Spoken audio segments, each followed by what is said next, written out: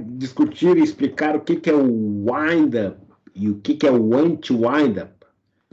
O wind-up, na realidade, é uma gíria em inglês que seria você está de saco cheio, ou seja, você está enchendo, você está somando. Imagine um balão e eu começo a soprar esse balão até ele ficar cada vez mais cheio. E aí ele tem um limite de enchimento desse balão. Então, a ideia de wind-up é esse enchimento. E o anti-wind-up é o antídoto ao wind-up. Então, quando é que ocorre o wind-up? O wind-up ocorre em... Tem que ter 3 coisas para ocorrer wind-up. A primeira delas, eu tenho que ter um controlador com ação integral. Tem que ter ação integral o controlador. Se não tiver ação integral, não tem wind-up. Outro ponto importante, eu tenho que ter saturação. A saturação, o que é? Os limites operacionais da planta. E quando eu tenho esses limites operacionais da planta, o sistema pede uma ação de controle mais intensa que esse limite superior ou inferior, e o sistema físico não permite que você atinja esses valores. E aí o que acontece? A velocidade da ação de controle em malha fechada não é rápida quanto era esperado. Só que, se eu não tenho um sistema anti-wind-up, ele continua integrando. Então, para deixar isso mais claro, vamos ilustrar aqui nessas figuras aqui. Só para recordar, a ação de controle, ΔU, vou fazer um controlador puramente proporcional integral, um PI. O controlador PI, ele vai ser isso aqui. Integral é a parte proporcional mais a integral do erro. Certo? Estou fazendo com PI, mas vale para o PID. O importante é que eu tenho que ter ação de controle com ação integral. Se não tiver um controlador com ação integral, eu não tenho wind-up. Então, wind-up pressupõe ação de controle integral e saturação. Então, aqui nós temos o mesmo controlador, mesmo ajuste de controle, simulado com limitação de ação de controle e sem limitação de ação de controle. O que está sem limitação de ação de controle é a curva azul. A curva azul, ela está sem limitação da ação de controle. A curva azul faz isso aqui, ó. Essa é a ação de controle e a resposta é essa aqui, ó. Sem problema nenhum. Certo? O controlador garante velocidade porque ele acelera. Por que o controlador consegue ser mais rápido em malha fechada do que malha aberta? Porque ele usa uma ação de controle mais intensa no início e depois ele traz para a ação final de controle, que é o que faz aqui, ó. Eu acelerei, freiei e bati no valor final. Tranquilo? Então, o que confere velocidade ao controlador é a possibilidade de usar uma ação de controle mais intensa e depois frear na hora certa. Isso significa que se eu tiver saturação, ou seja, se eu tiver um limite na ação de controle, e que é o caso da linha vermelha aqui, eu tenho um limite da ação de controle. A ação de controle máxima é essa aqui, ó. Isso é uma limitação física do sistema. Isso é uma limitação que vai ocorrer no momento que eu faço o projeto da unidade. Eu vou fazer o projeto da unidade, eu tenho limitação física. Essa limitação em física, nesse caso, ela está limitando o desempenho da malha de controle. Então, até esse instante aqui, ó, vou pôr a linha aqui. Até esse instante aqui, não tem como ser mais rápido. Até esse instante de tempo, o controlador está fazendo o máximo que ele pode, que é usar a potência máxima. Vou dar um exemplo. Imagina que você esteja querendo esquentar a água para o chimarrão. a velocidade mais... o menor tempo que você vai ter para esquentar a água do chimarrão é usar a potência máxima do ebulidor. Então, você vai fazer a potência máxima do ebulidor e vai sair dessa potência máxima quando chegar perto da temperatura, momentos antes, porque senão depois ele passa essa temperatura, eu tenho que frear no momento certo. Então, o controlador está fazendo certo. Até essa linha vermelha que eu desenhei aqui, ele está fazendo certo. Não tem como eu ser mais rápido para chegar lá do que fazer isso, usar o máximo que eu tenho disponível. Só que, devido a ele não ter o anti-wind-up, ele já era para ter saído, se ele tivesse um sistema anti-wind-up, ele já era para ter saído aqui, ó, e ido para a linha azul. E daí ele ia fazer essa curva aqui, ó.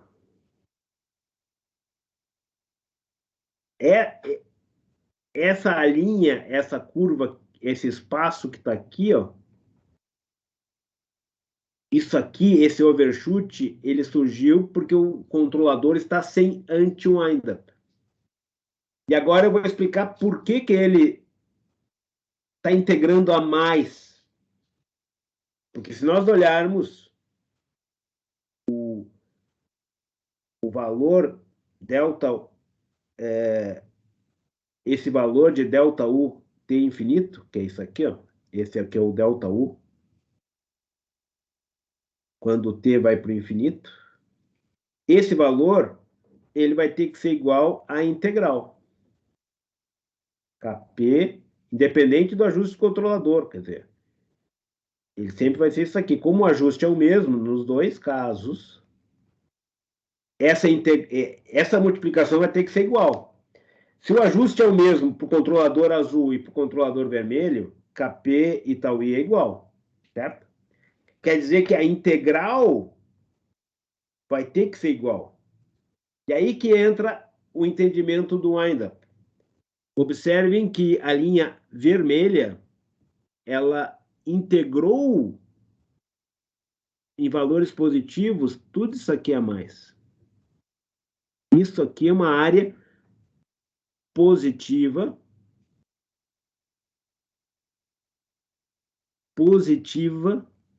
que foi integrada a mais.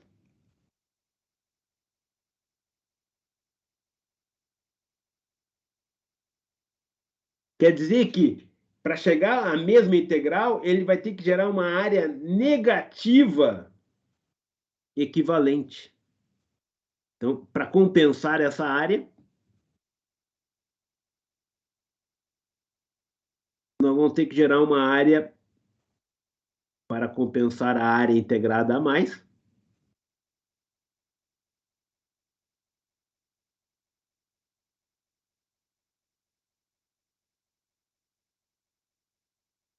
Integrada a mais, nós vamos ter que gerar uma área negativa.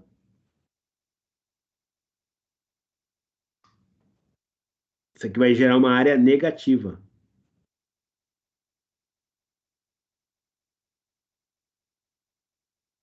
Essa área negativa aqui vai ter que ser gerada para compensar aquela área positiva a mais. Porque no frigir dos ovos, o valor da integral tem que ser o mesmo. Certo? Tranquilo até aí? Alguma dúvida? Então, a premissa básica é isso aqui, ó. O valor da integral tem que ser o mesmo, porque o valor final de variação é o mesmo. A questão é, como eu integrei a mais, o que acontece? Eu vou ter que gerar uma área negativa equivalente a essa área a mais que eu integrei. Então, o que consiste a estratégia anti-wind-up? A estratégia anti-wind-up é uma estratégia que vai fazer o quê? Quando saturar, eu paro de integrar, ou integro menos.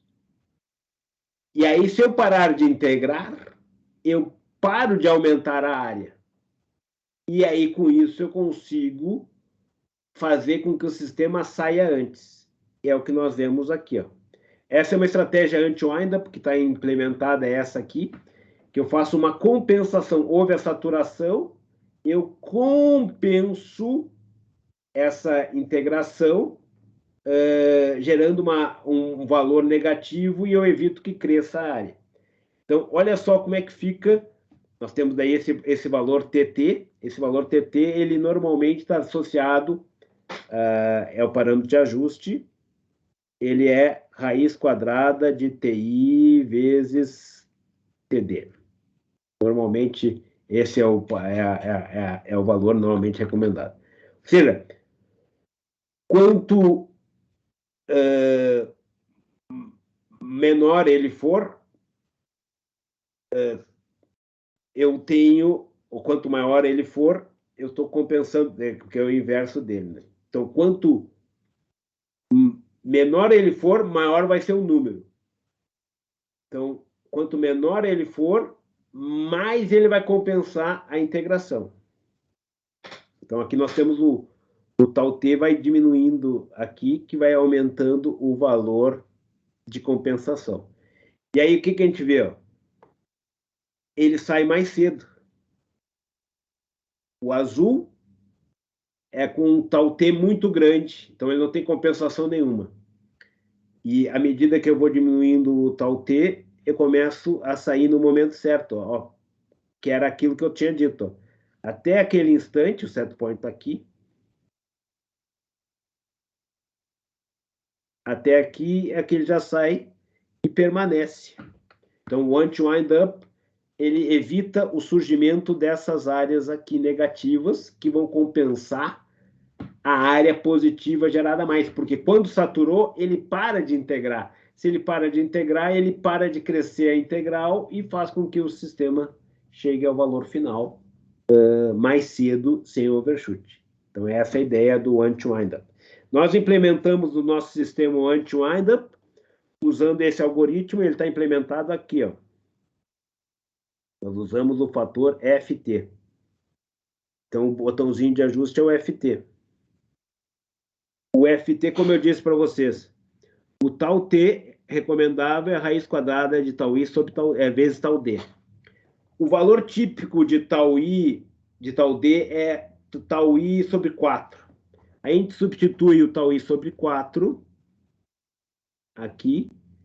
Aí vai ficar tal I sobre 2, sobre 4 vai ficar tal I sobre 2. Então, o tal T típico é tal I sobre 2. Aí eu criei um fator FT, que é a relação, o FT é esse númerozinho aqui, ó. Esse 2 aqui é o FT que está implementado no nosso PID-ISA. Esse FT típico é igual a 2. Então, o FT é igual a 2. Se eu fizer um FT maior, o tal T vai ser menor. E se eu fizer um FT menor, o tal T vai ser maior. Certo? E aqui, então, está implementado com FT. A implementação está aqui. O ajuste de FT igual a 2, que é esse fatorzinho que relaciona o tal T com o tal I. Esse é o FT. 2 é o ótimo, é muito bom esse 2. Ele, digamos, é uma ótima opção. Então, com essa implementação aqui, nós temos a integral, a ação integral é dada por essa equação aqui, ó. Mas, quando o sistema satura, e quando ele satura? Quando a MV e a OP são diferentes. Quando elas forem diferentes, esse número vai ser diferente de zero. Aí, isso vai ser multiplicado pelo FT e vai diminuir a integração. A integração está na derivada de UI. E a saturação está aqui, ó. Então, a ação calculada pelo controlador passa pela saturação. Se estiver dentro da faixa permitida, MV e UOP são iguais. E aí esse termo não muda nada. Esse termo aqui não muda nada. Mas quando ele saturou, ele vai ser diferente e vai diminuir essa integração aqui, ó. Então, é isso que está implementado aqui. Certo? Então, essa é a ideia do wind-up e do antídoto a ele, que é o anti-wind-up. E aí, com isso, eu termino a explicação do wind-up e do anti-wind-up e eu pergunto se há alguma dúvida. Sim. Diga. Na equação do P&D na forma ISA padrão, ele não aparece, né? Esse anti-wind-up. Ele não aparece, porque, na realidade, se olhares o fluxograma, que é o que está ilustrado, deixa eu fazer um alt tab aqui, ele não aparece porque esse if aqui cria uma não linearidade, certo? Esse if aqui, ó, isso aqui é uma não linearidade. Então, isso aqui ele é condicionado à existência de saturação. Então, a função de transferência do P&D ISA é linear. Quando satura, passa a ter um comportamento não linear, certo? Passa a ter um comportamento não linear. E isso, todo controlador com ação integral industrial tem que ter o anti-wind-up. Porque se ele não tiver o anti-wind-up, vai ficar uma porcaria. Então, o anti-wind-up é fundamental para qualquer controlador. E a estratégia anti-wind-up é essa ideia aqui, né? Essa é uma das estratégias, certo? Na versão contínua que está implementada aqui, tu faz uma compensação dessa integração. É como se eu fosse integrar aqui, eu calculo uma diminuição dessa integral e integro menos, certo? Essa é o que está implementado. Industrialmente, quando a gente usa controladores discretos, você com o if simplesmente para de integrar, certo? Simplesmente para de integrar. Então é apenas... Discreto é digital, no caso. Discreto digital, no caso. O digital eu paro de integrar, porque daí é o if eu paro de integrar. Aqui, para evitar esse if de integração, não integração, que causaria um problema numérico em termos de uma dificuldade e uma rigidez significativa, se nós estivéssemos integrando com esse if, você faz esse artifício aqui que está ilustrado aqui, e que, para efeitos de simulação, dá o mesmo resultado.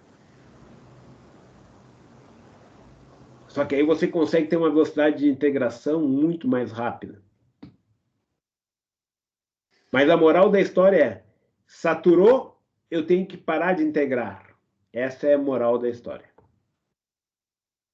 Mais alguma dúvida?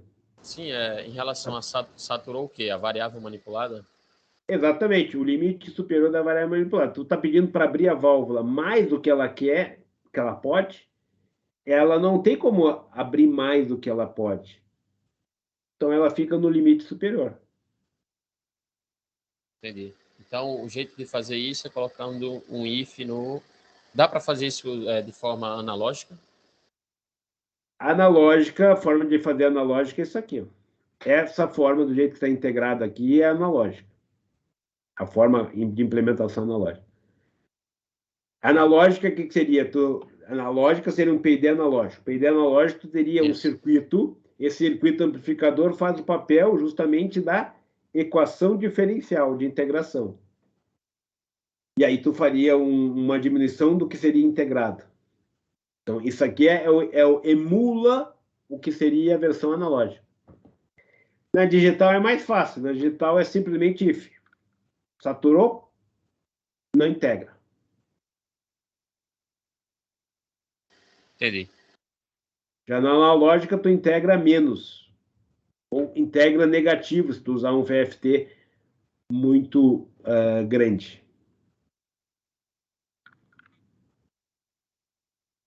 Daí tu gera um negócio negativo, diminuindo ou ainda a integral. Alguma dúvida? Alguma curiosidade? O momento de perguntar é agora. A sua dúvida pode ser a dúvida dos colegas. Para tirar esse efeito anti-windup do código, eu boto o FT igual a 0. Se tu colocar FT igual a 0, tu para com o anti-windup. E à medida que tu vai aumentando o FT, tu aumenta a intensidade do anti-windup. Mas para ver e simular isso, é importante ter o quê?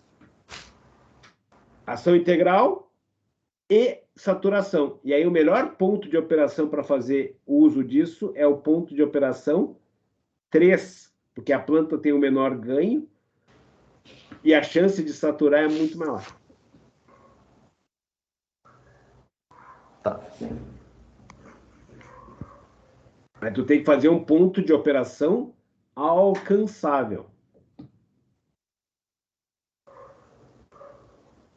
Senão ele não vai saturar.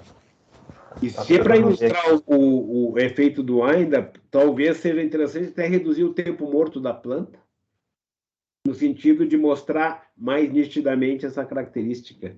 Porque ele precisa ter uma ação de controle para mostrar a questão do windup. Eu tenho que ser capaz de gerar uma ação de controle brusca no início, maior que o valor final. Quando o tempo morto é muito grande na planta, eu não consigo ter uma ação de controle muito brusca. E quem está limitando isso é o tempo morto. Nesse caso, daria para diminuir o tempo morto, só para fins de ilustrar essa questão. Há alguma dúvida? Há alguma curiosidade? Posso parar a gravação? Ficou entendido o wind-up e o anti-wind-up? Sim, sim. Vou parar a gravação. Mais alguma dúvida? Parei a gravação.